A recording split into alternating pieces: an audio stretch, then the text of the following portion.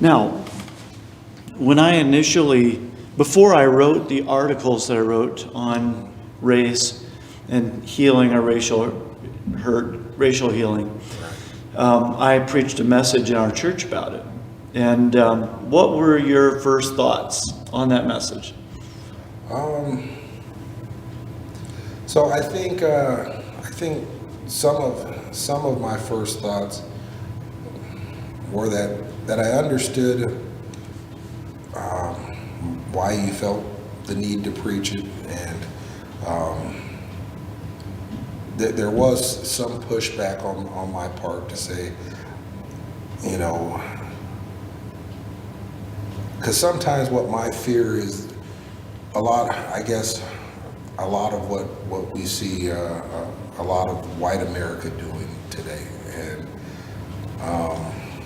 and so yeah, my first thoughts were somewhat of, black people really need to get over this thing, and it was not too long ago that I was watching another video, and they had a quote from Booker T. Washington, and you know, I want to say Booker T. Washington died in 1916 or something like that, and the quote basically said that, you know, there are groups of people here in this country that continue to rehearse the racial problems that this country has had, mostly for their own gain, you know, because they profit from keeping this before our eyes instead of just letting it, you know, like I told my wife, you know, that he said that clear back at the beginning of the 1900s, and here we are in 2000. 100 years later. Yes, and we're still going ahead and bringing up the racial hurts, if you will, that we've had in our country, and almost to a point where it's never going to be let go. And so I think a lot of what I thought at that point was that I understand, and plus, you know, just thinking about the different members and saying, well, you know,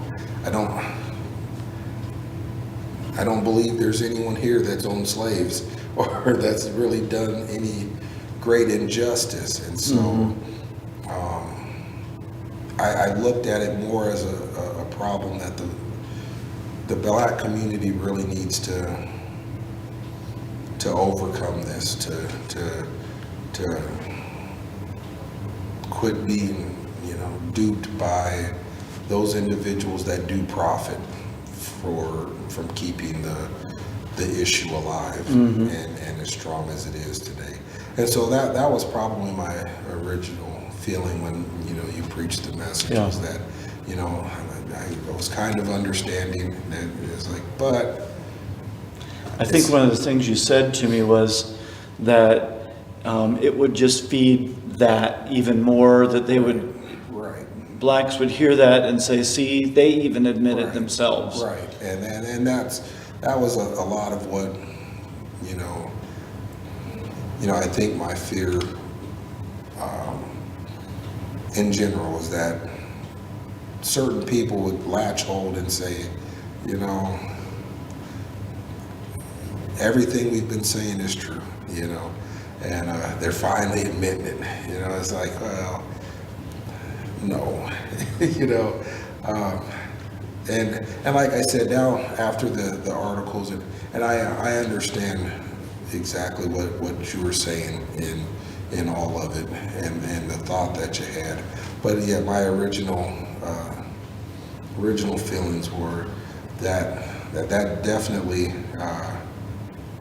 you know, that definitely groups in Black America would take that and run with it in a way that they ought not. Well, I don't think that there are that many listening to me anyway, so I don't think there's a big danger of it. But one thing is, do you think, I want to ask this question, do you think that some of your reluctance to embrace that teaching is because you don't want to rehearse your own militancy. And so in other words, and I asked another black friend the same question.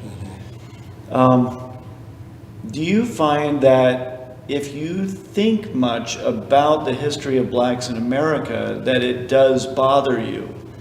I think to some extent that there could be some of that. In that, I would say I definitely don't want to fall back into certain thought patterns, you know, and so there's definitely things that I kind of avoid, and, you know, kind of like a movie about Nat Turner came out at some point. I can't remember when, but I definitely didn't try to watch it. You know, it definitely felt like... Because it rehearses that. Right. The reason I'm asking, I think that sometimes when we have something that was really hurtful in our past, right. We don't like to think about it. Other people might bring it up and say, man, this really needs to be dealt with. And you're saying, I've gotten over it, and I don't want to go back and look at it. Right. And, you know, I think if I could see something that was beneficial in going back and looking at it, then of course I probably would, but I just really can't see the benefit and that's where a lot of where I'm at today, and the way I kind of think, you know, about other black people is that why do you want to continue to, you know, to go back and see whatever, instead of looking and focusing your attention to right now and what you can do right now. And I think that there are things that, you know, as far as race relations go, you know, I tell my wife that, you know, I'm definitely not oblivious to racial situations. And so like I tell her, you know, when I go to work, there's in any of the trades, it seems like there's not very many black people, you know. And so and I know that, you know, like I've asked my wife before, have you ever felt like when you go someplace you are a representative of the white race, you know? And she said, no, I'm just Sharon. I'm just me. Yeah. And I said, you know, but I'm very well aware that I am a representative of the black race when I go someplace. And I do know that I have an ability to help or kind of hurt the way this person may perceive, because there's, especially moving to Utah, there's been a number of people that have said, you know, I've never been around black people very much, or I've never met a black person like you. You know, it's like, well, it's like, yeah, well, there's a lot. Is this a good thing or a bad thing? You know, it's like, well. Well, and the funny one is, of course, if they know another black person, they ask you if you know them, because they just figure. Yeah. Well, even my wife does that. You know that guy? I said, no, I don't know that guy. Yeah. So yeah, you know, and that's why I try not to go back very much. I try to really, you know, really push forward in that. You know, I remember I was working a job, and they hired another black guy, and the foreman there I was working with when I got saved, you know, and all these years later, we're sitting down having lunch, and he says, you know, I knew Mel back when he used to, you know, wear do-rags and all, you know. And the guy says, oh, so you knew him when he was black, huh? I said, that's a funny one, buddy. Yeah. So, but that is how people look at it. Right. And Right. almost like you've denied your own people by not carrying on the culture Right. with it. So part of my reason for preaching at number one and then writing the 3 articles I wrote is because I have grown up in a much more racist, racially charged environment in southern Indiana. There are a lot of racists, rabid racists down there in that area. I was around it a lot. I participated in it, like telling jokes and things like that. And definitely it was ingrained in us that, you didn't meet many intelligent black men who were well-spoken. And so that was almost a shock, like you must have been raised in white culture or something. And that is kind of the stereotype there. And so I was looking at it from that viewpoint and saying, okay, I admire the fact that many black men like yourself, and especially black Christians, that want to get over this and be done with it and not carry it on. But I also recognize that our white culture has done a lot to drag this out. We've not taken time just to examine ourselves, examine our assumptions and that sort of thing. And like in a marriage, the couple is fighting, all right, and one couple is going to be the one man, I'm sorry, or the woman, one of the spouses decides that I'm not going to carry this on. I'm going to forgive this. I'm not going to fight against this. But the other one continues to do things, or just doesn't apologize, doesn't try to make things right at all, and just carries on like there should never be a problem. Right. So then you have one who says, I'm going to forgive the problem, and the other says, there never should have been a problem. That marriage is never going to be healthy until there's reconciliation, till there's forgiveness, till there's confession of sin. And so I felt that white people do need to pause to consider what we've contributed to this.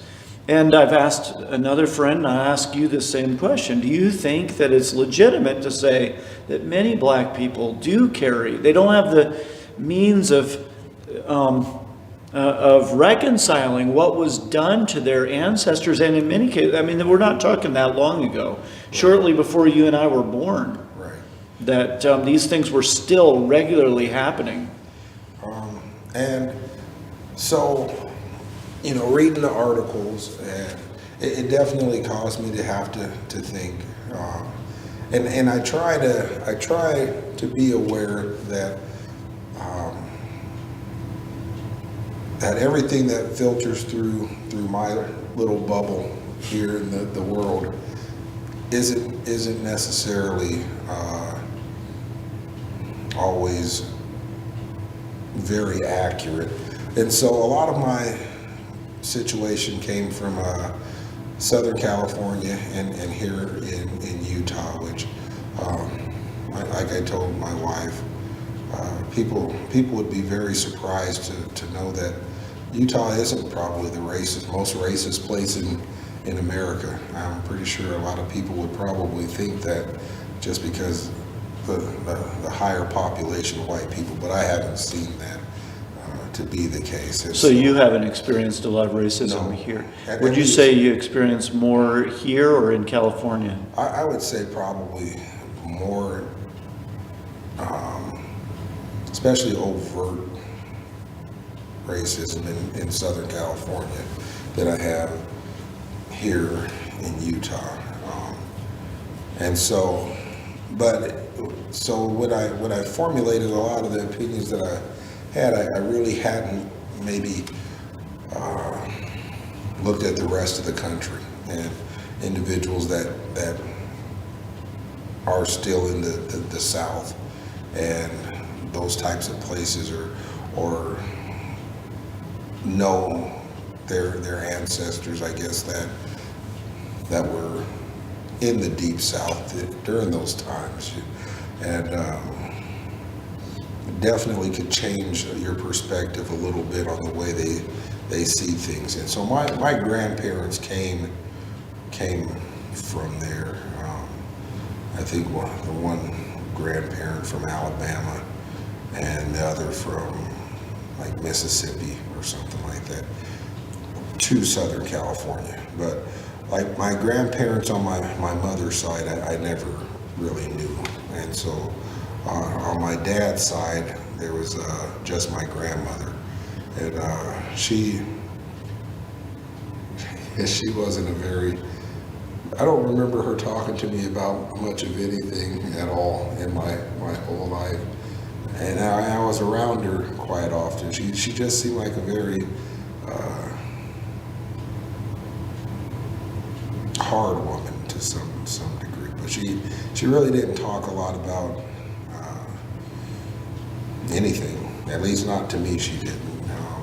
And there may have been some people that, but so I never really had that perspective, I guess, of a grandparent that would,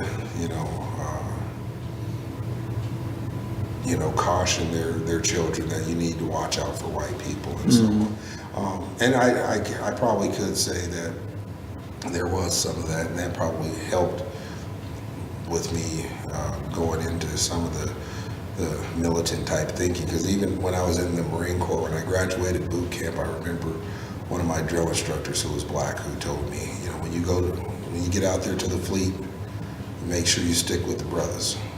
Don't the white guys will get you in trouble. It was the exact opposite. I'm pretty sure, because most of the trouble I got into, I'm pretty sure it was with the brothers. So. But there's definitely that kind of thought process that he had, and so after reading your article and thinking that there probably are legitimate individuals in our country that truly believe this way. My sister, we were raised in the same household, and I tell you, I thought it was going to come. I don't know. I didn't think. There was a possibility it could have turned into a fist fight. She was definitely getting quite agitated, and it was probably Thanksgiving during the whole Trayvon Mullen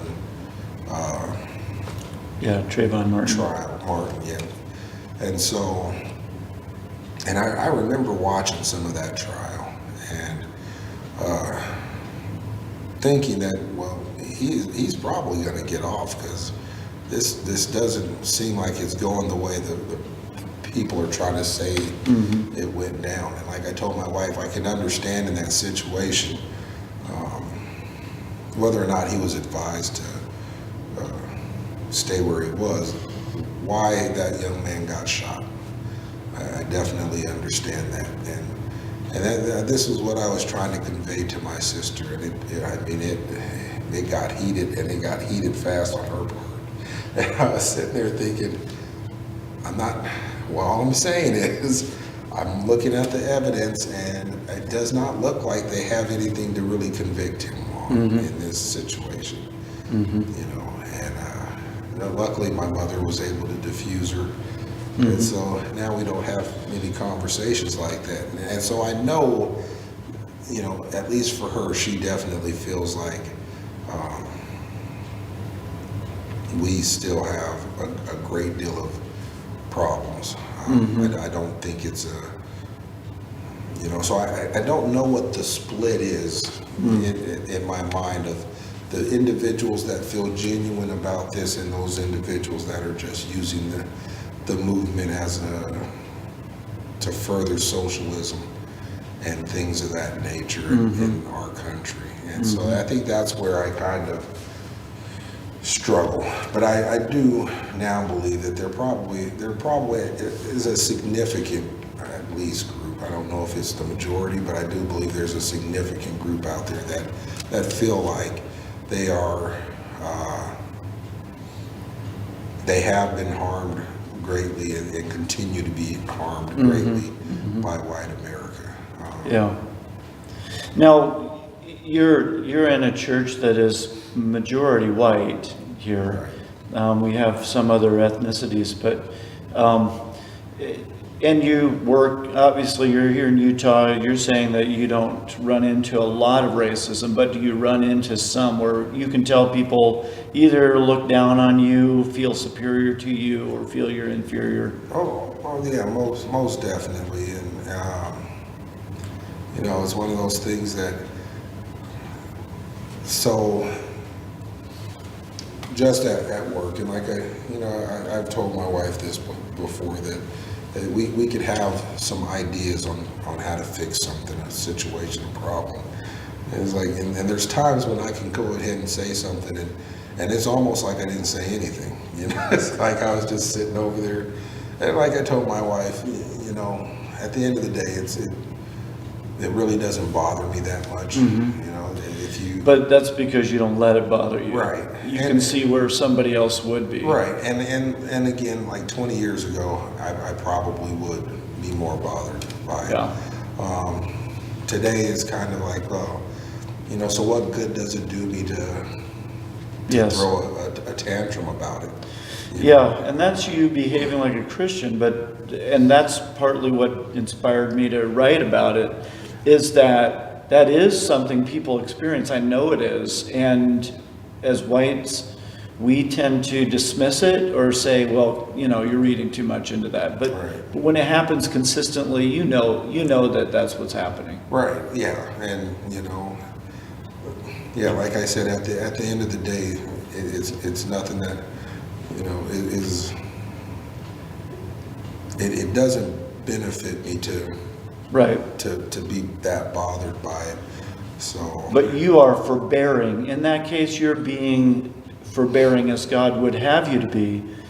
But that's where there are a lot, of course, that are unsaved, a lot that don't know Christ, don't know forbearance at all. And that's a big driving force behind the anger and hostility that we see now, is that it's happened for so long and it's just been dismissed or overlooked that eventually folks are going to lash out Right. at it. Right. So you ran into a young man in a bookstore, I believe you told me about. You Right. share that with us? So, we were in a bookstore, and I was talking with my wife. I could have been talking more loud because sometimes I get a little riled up, and so than what I thought I was. But we were talking about some of the racial issues in America, and one of the things that I was telling her is that, if you believe that you're being held down by white America, then you will be held down. You're not going to prosper. You're not. So there's no good in you seeing it that way. To look at any of that way. To believe that the man is keeping you down. At that point in time, you're the only person keeping you where you're at. And it was probably about that time I looked in in a adjacent aisle or something, and noticed there was a young black man that was looking at me, and just from because he had a mask on and everything, but you could look in his eyes and tell he was quite upset, and he marched out of the store, and I told my wife that's an individual that has bought, that has essentially drank the Kool-Aid, that he can't amount to anything because of this group that's holding him where he is. And he later came back into the store and asked me, do you really believe what you just said? At that point in time, I was not really that high on a discussion with him about it. I told him, well, no, I don't believe what I just said. I know what I just said is the truth. And he had originally apologized for eavesdropping on my conversation. I told him, well, if you're sorry about eavesdropping on my conversation, you should probably keep going and keep moving. But as far as my feelings on it was, and I believe now, I've told my wife, because my wife did tell me, and after he left, and it's one of those times when you think to yourself, gave her the opportunity to be right on this one, huh? And she says, honey, you could have probably use that as a witness, and or I said, yeah, well, he wasn't going to listen to me. She's like, well, you probably should have just, maybe talked to him. You never know. So, and then, reading your article and then thinking back on it, I felt like, I probably should have tried to explain to him, here's how I've come to this point in my life, and why I'm not willing to just go ahead and have this belief that, the man out there is trying to get me.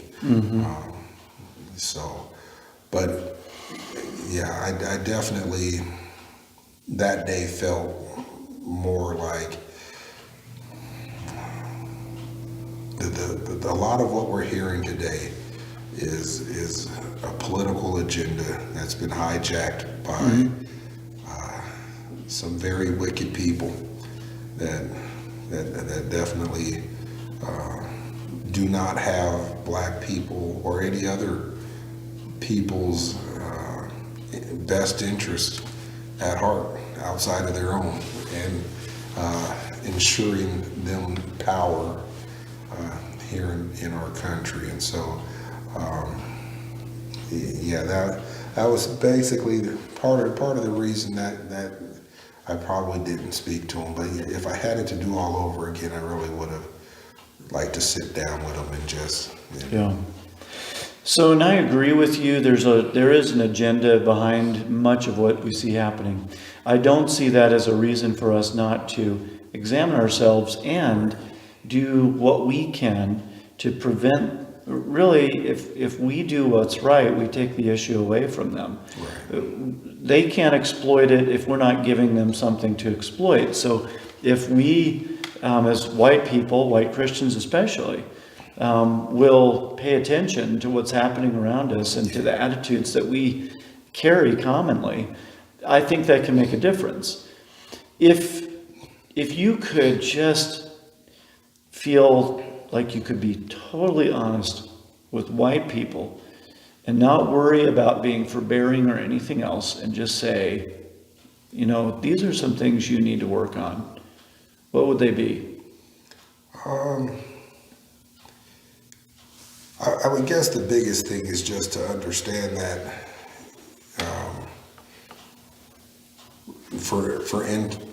I guess that black people are individuals just like white people are individuals, and there's a lot of things that I push back with the idea of like black culture.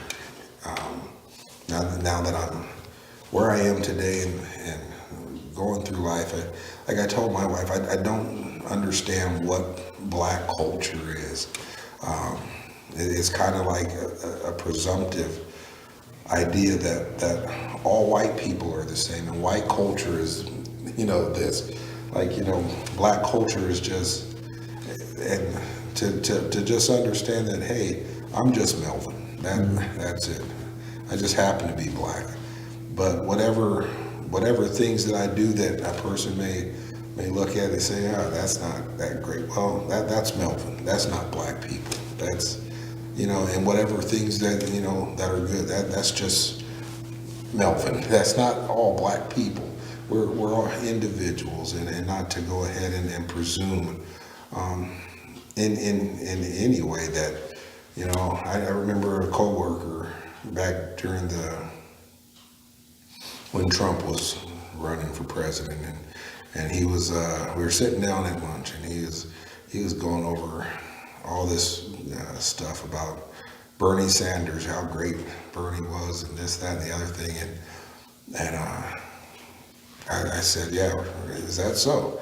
And so I started talking to him about some things and whatnot, and when we were done, I said, when you sat down and started talking, you were probably certain I was a Democrat, weren't you? He said, I was. I said, yeah. I said, yeah, it's kind of racist, You should just assume that, that's my political makeup just because of, the color of my skin. When, no, I don't know that people in any other racial group anyone looks at and just says, Yeah. that's what they have to be. Yeah. And so I think that that would be the biggest thing, is just to understand that, you know, there wasn't a cookie cutter that just, you know, slid us all out. And so that would probably just be the biggest thing. And at the same time, I think that, you know, I would say, as far as for black people in general, to say, you know, we have to give white people and other people space to make mistakes, because right now we're at a point where, I mean, you can almost not say anything without someone being able to say, so here's where the racism was. Yeah. And it's like, how does that make anything better? Yeah. It won't, you know.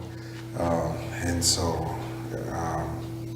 but yeah, that's probably what I would say, is just realize that, yeah, we're not all the same. Do you think that it would be helpful for white people to try to understand more where some black people are coming from in their grievances? And I think so. I think it was, you know, helpful for me to just looking at things in America today, to say, well, okay, there are those out there that are probably feeling like this is real, and there are real hurts and whatnot. And like, I've even talking with my wife, you know, I can see how a person can look at their own personal life and they have really run into a real serious racial situation, and then seeing the way the media, you know, because if you look at the media, you'd have to believe that, you know, we're still back in the 50s or something like that nothing has changed, and how that could affect them. I think that it would probably be beneficial just to, I guess, just the acknowledging that there are some people that are truly hurt, and that they are probably hypersensitive to issues of race. Yeah. Because, you know, at this point in time, I don't know that there's anything a white person can do to a black person in America that it won't be, well, because he's a racist. That's the only motivation he would have had to do that. You know, not the fact that, you know, the guy just really made him mad. That's why he did it. You know, so, and so, yeah, that definitely would be a good thing. At the same time, is to keep some of it into perspective. I think one of the better thing, in your article talking about it, and like this here, it would be good for people to just sit down and honestly just say whatever. I think that's one of the things I was telling my wife when we got into the whole political correctness thing. I think during the Bill Clinton administration pushed that forward, and I think that this is one of the reasons why we're probably here where we are today. Because we don't have conversations. Right. Just talk. And so Yeah. it definitely set things back immensely. You know? I think I heard a quote that people it was like 1990 or something, they did a research study across the country of how much race is an issue. And the percentages were extremely, extremely low. And so then you fast forward 30 years and they did the same study, and it is the most important problem that they see, you know, high school kids with their infinite wisdom and all. Yeah. in their lives. And so how in 30 years we've gone completely backwards, I don't know. Yeah. Other than political correctness and Yeah, like not an unwillingness to talk about it because we don't want to offend somebody, we don't want to say the wrong thing, Right. we don't want to be the next viral video out there, and so yeah, I think you're right on that. Well, good. It's good to sit and talk about it, and I hope that it'll be helpful also to those who watch. And thank you for talking about it. not a problem.